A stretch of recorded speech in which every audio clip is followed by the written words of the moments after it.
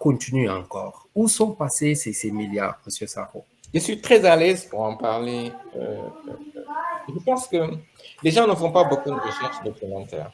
Est-ce que vous savez que le maître d'ouvrage, le maître d'œuvre, celui qui pilotait le programme de lutte contre les inondations, ce n'est pas le ministre de l'eau et de l'assainissement, c'est le ministre de l'hydraulique. Et le premier, c'était Diène Farba, le premier, quand le programme a démarré. Donc, c'est ça que je dis. C'est le ministre de l'urbanisme qui est le maître d'ouvrage du programme de lutte contre les inondations. Dans ces 766 milliards, il y a à peu près 200 milliards, 250, 260, je crois, si je ne me trompe pas, qui ont été consacrés à ce qu'on appelle lutte contre les inondations, acheter des motopompes, faire des ouvrages, etc., etc. Près de 260. Dans ces 260, il y a la même chose, l'APIX qui prenait dedans, la GTIP qui prenait dedans, ADM qui prenait dedans, Agiroute qui prenait dedans.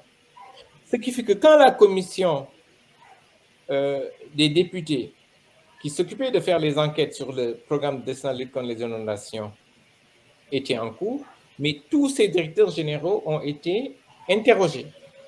À qui on a demandé qu'est-ce que vous avez fait, etc., etc. Plus de la moitié du budget du programme de lutte contre les inondations a été utilisé pour reloger des populations. Mais c'est une partie. Moi, je ne cherche pas à me dédouaner, mais je pense qu'il faut que j'explique deux choses très importantes. Vous savez, quand vous quittez un parti, c'est des insultes, c'est du n'importe quoi. Beaucoup ont dit, ben, avant de partir à passer, il faut qu'on nous dise où est-ce que tu as mis l'argent. Moi, j'ai été directeur général de l'ONAS et j'ai piloté le PDLI pendant 3 ans. Pendant ces 3 ans, j'ai engagé exactement 15 milliards 600 millions de francs dans le cadre du PDLI. C'est près de 2% du budget global du programme. Toutes les entreprises qui ont gagné ces marchés sont listées au franc près dans les livres de l'ONAS et les ouvrages qui ont été faits sont sur place. J'ai pèse bien mes mots. 2%, 15 milliards 600 millions de francs CFA. Je vais peut-être vous surprendre un peu. Je ne suis pas certain, mais je pense, l'affaire Ngap, comme on dit, qu'une partie importante de cet argent a été dépensée. Pourquoi on n'a pas eu d'efficience? Ça, c'est la bonne question qu'il faut se poser en réalité. Pourquoi on n'a pas eu d'efficience? Parce que les efforts ont été dispersés, parce qu'on a eu beaucoup d'acteurs, parce que je pense qu'il y a eu un problème de suivi et évaluation.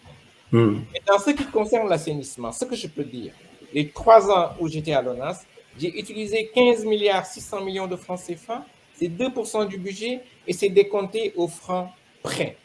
Maintenant, il peut y avoir des problèmes d'efficience sur ce qui s'est passé avant. Avant moi, il y a une personne qui était à l'ONAS, 2012, 2000, moi je suis parti, je viens à quelle année? 2021. Non, je suis arrivé en 2017, il y a quelqu'un qui était là 5 ans avant moi. Je pense. Mais donc, ce que vous êtes en train de nous dire, c'est que c'est seulement les 2% de ces 766 milliards que vous avez à utiliser et que vous avez aujourd'hui toutes les preuves des dépenses qui ont été effectuées avec ces montants. Voilà. Lansana Gagny Sakho a engagé 15 milliards 600 millions, soit 2% du budget, et tous les détails sont dans les livres de l'ONAS aujourd'hui.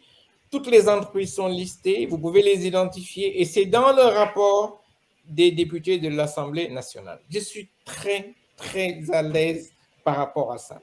Donc, les gens de la PR qui demandent des comptes, je pense qu'ils doivent aller les demander à d'autres qui sont toujours là et qui sont actuellement avec eux.